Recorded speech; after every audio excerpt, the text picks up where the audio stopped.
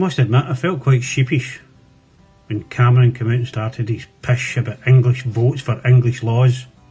He barely mentioned Scotland at all. I struggled to look her in the eye.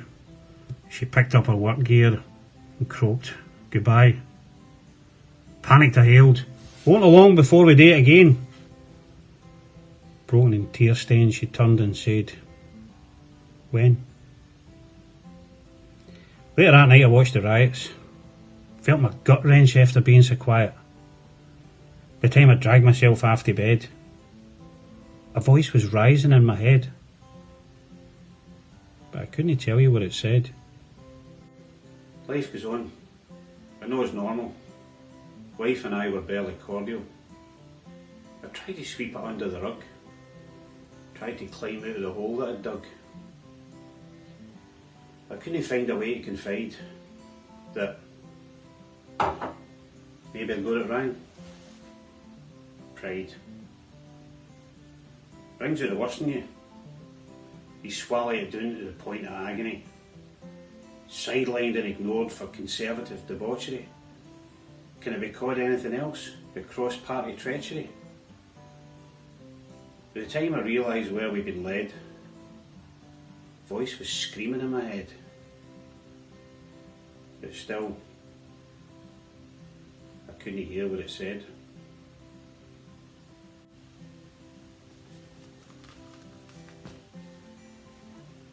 "2016, what a year in history." They was to describe it.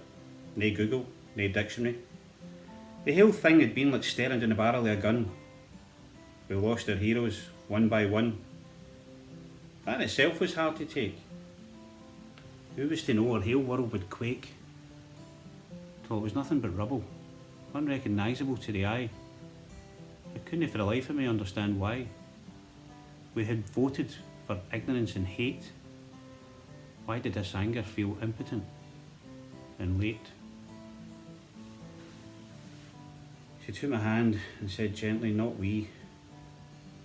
These decisions aren't ours. Well, at least they shouldn't be.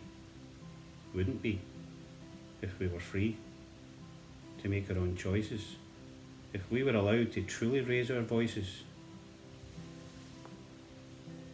The door creaked open and on it read, "Listen to the voice that echoes in your head.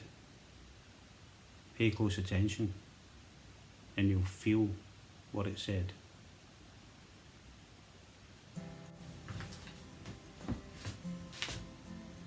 Well, where do you begin with 2020? Just when we thought we'd all had plenty. With Trump and Boris and racism-fueled Brexit. Just when we're scrambling to find an exit. Something so small that you can't see it. Shuts down the world from Brisbane to Egypt. Every country looked at a leader, confused, vulnerable and paralysed in fear. Never before have our votes thrown us into national boats. They allow us to see with infinite clarity that who we choose creates unity or disparity. Some boats are simple but beautifully crafted. Others are shining but make you feel shafted. As the water starts pouring in, Captain Boris mumbles, "We will win against this terrible enemy. What we must do is..." The rest is hazy, but nobody's listening. The lifeboat is on the water, glistening.